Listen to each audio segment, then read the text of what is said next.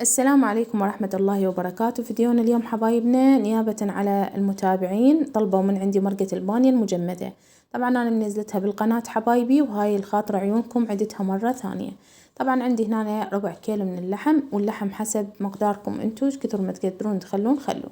غاسلته حبايبنا وخليت له قلاص من المي، يعني لا تكثرون، واثنين من ورق الغار، وخليته الى ان يستوي. من بعدها من بدا يحمس عندي اتخلص من ورق الغار واضيف له زيت حبايبنا. طبعا البانية حبايبنا تجيني تعليقات انه ليش ما تخلين بهارات، ليش ما تخلين بصل. البانية العراقية احنا نسويها بدون اي بصل وبدون اي بهارات، يروح طعمها وهي مو تشريب حبايبي، هي مرقة بانية.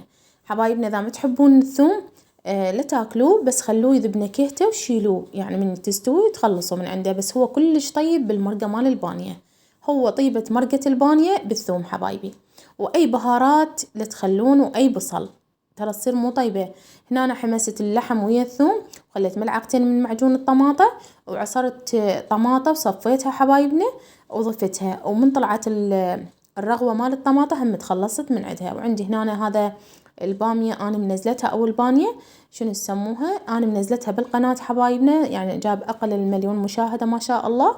نزلت الطريقة وياكم خطوة بخطوة شلون تحافظ على لونها وتخبل تطلع وياكم. أول ما تضيفوها أبد لا تنقعوها لا بمي، البانية من تطلعوها هي ومجمدة خلوها، يعني لا تحلوها ولا تحركوها. واول ما فارت وبدت هنا تتهدر راح اضيف انا الملح مثل ما شفتوا. هنا صارت جاهزة وتجنن ويانا.